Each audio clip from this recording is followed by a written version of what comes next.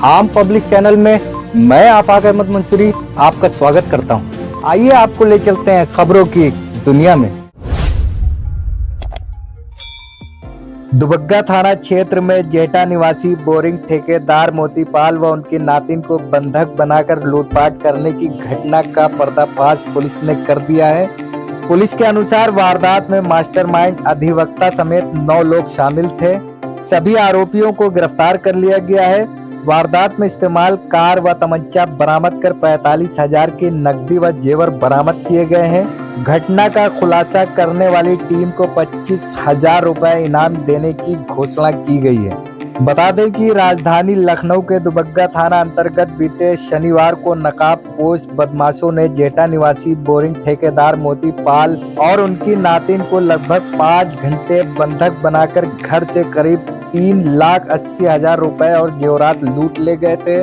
बदमाशों के जाने के बाद मोतीपाल ने एफआईआर दर्ज कराई थी।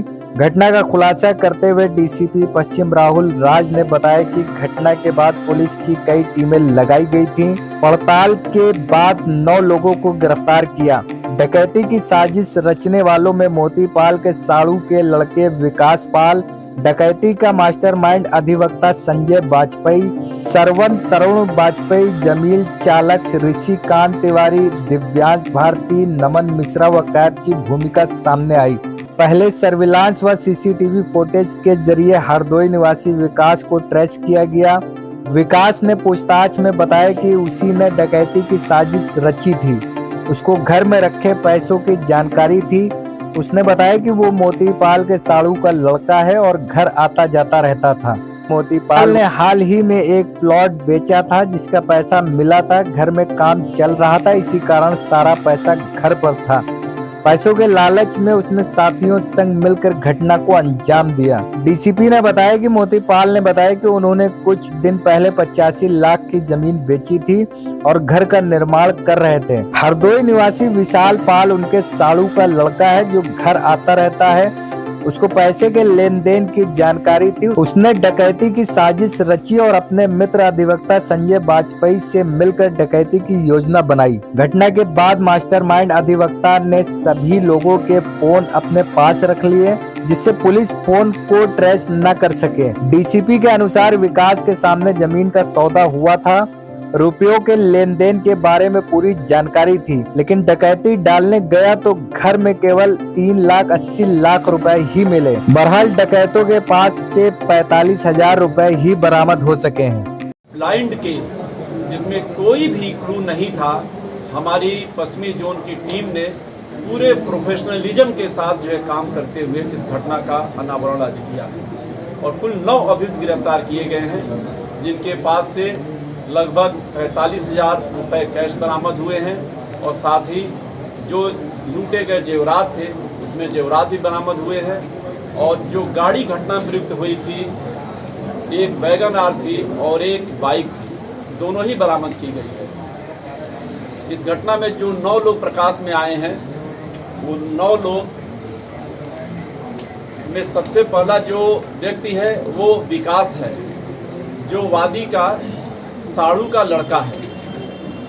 यही वह व्यक्ति है जिसने घटना की मुखबिरी की। चूँकि ये इसको पता था, आता जाता था घर पे, तो इसे पता था कि मोतीलाल पाल ने अपनी कैंपल रोड की जो मकान है उसको 85 लाख रुपए में बेच दिया है और अभी भी उसका काफ़ी पैसा करीब 25-30 लाख रुपए जो है घर पे है। ये चूँकि घर पे आता जाता था तो इसने पैसों को भी देखा था लेन देन होते हुए। तो इसने अपने एक मित्र तरुण को ये जानकारी दी, तरुण वाजपेयी को। तरुण वाजपेयी ने फिर अपने दोस्त नमन मिश्रा को बताया ये बात और नमन मिश्रा ये भी पारा का रहने वाला है। तरुण वाजपेयी ये भी भपटा मऊ पारा का रहने वाला है।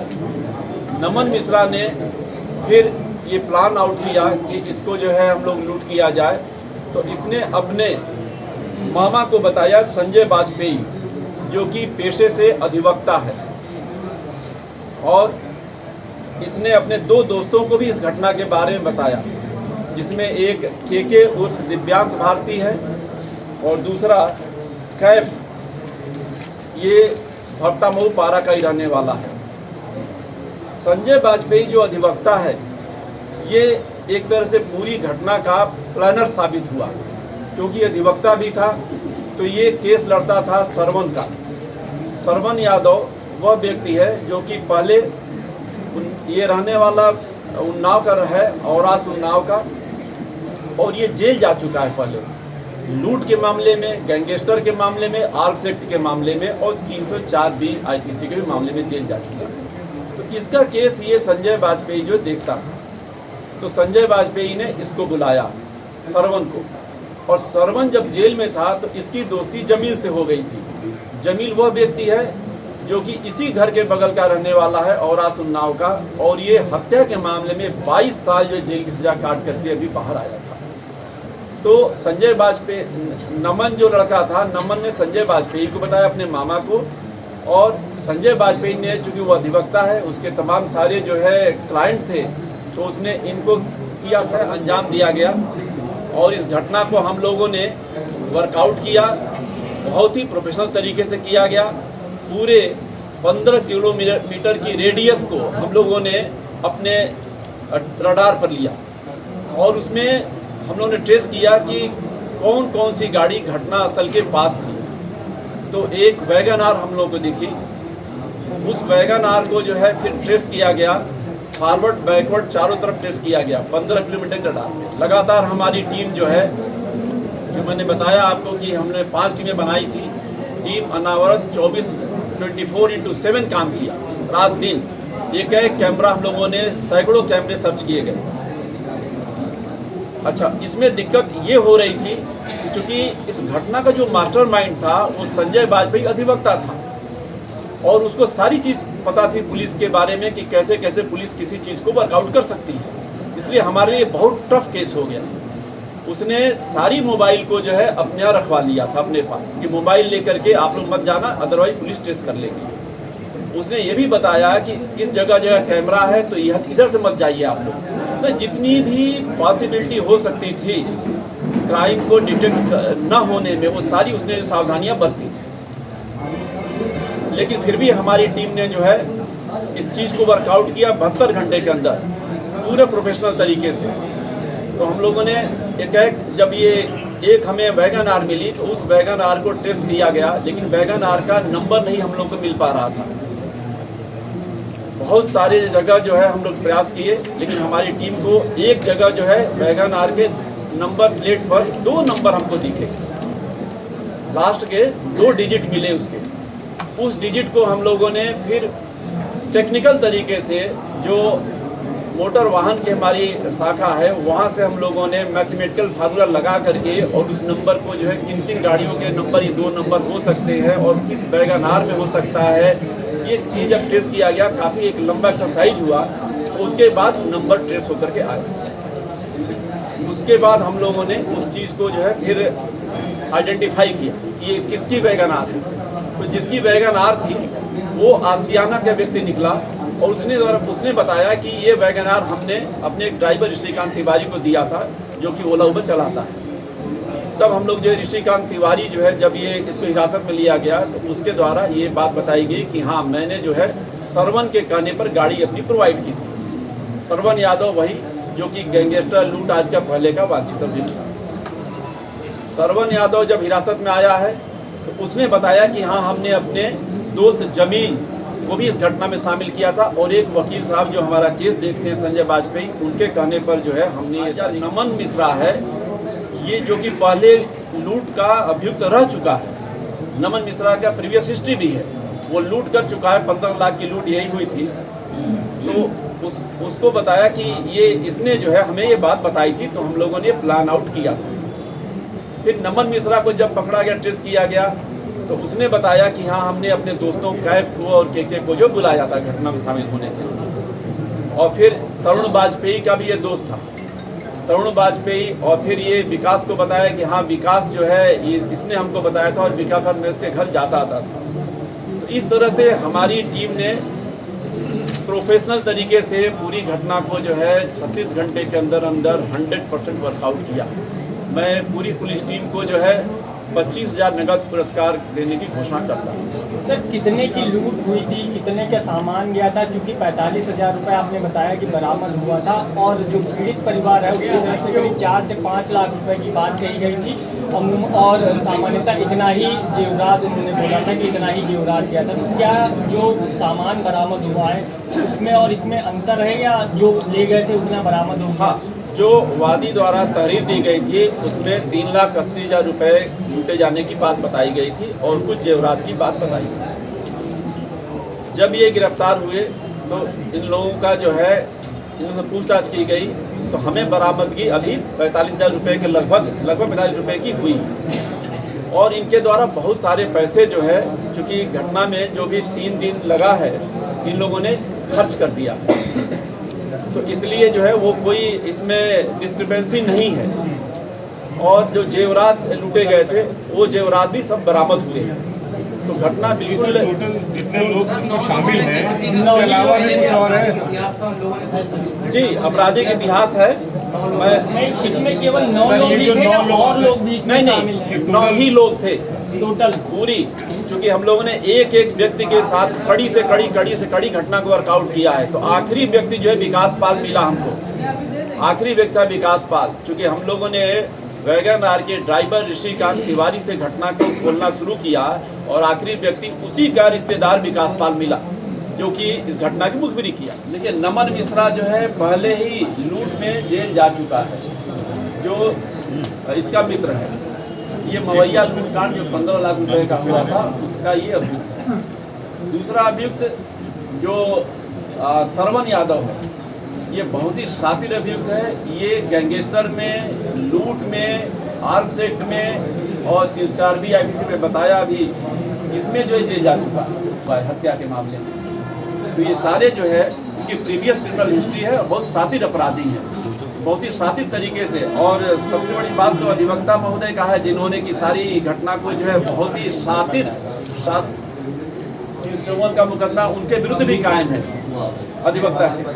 हम लोग अधिवक्ता का बात को लिखेंगे और उनका जो है जो लाइसेंस के लिए भी भेजेंगे और जेल तो हम भेज ही रहे हैं। घटना में शामिल अभियुक्त हैं, उनके विरुद्ध अभियुक्त पंजीकृत करके जेल भेज रहे हैं। तो इन लोगों का जो प्रेडिक्शन था क्या वो 20-22 लाख का था कि जी बिल्कुल सही है।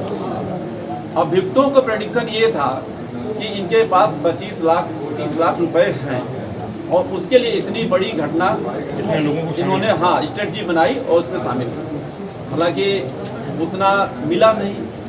वादी का कहना था कि हमारे पास इतने ही थे, 5 लाख थे जिसमें से वो खर्च कर चुका था और 3,80,000 रुपये उसके पास। ये जो ड्राइवर हैं या जो छोटी भूमिका जिनकी दिख रही है इनको शेयरिंग पे लिया गया था या कहा गया था कि शेयरिंग पर इनको फिक्स अमाउंट है? नहीं, शेयरिंग के लिए शामिल ये किया गया कि जो लूट में मिलेगा वो उसमें जब बराबर हिसाब के हकदार। और यही वकील साहब को भी कहा गया, वकील साहब को भी यही कहा गया कि जो भी लूट का मिलेगा बरामद होगा जो हमारे पास उसमें आपको भी बराबर का हिस्सेदार। और सरवन ने ही गाड़ी भी हायर किया। गाड़ी थी ऋषिकांत तिवारी का। ऋषिकांत तिवारी भी जो है ये पारा का रहने वाला है। ये ओला उबर जो चलती है इस तरह से अपनी गाड़ी चलाता है। तो ये वैगन आर जो है यूज कर रहा था।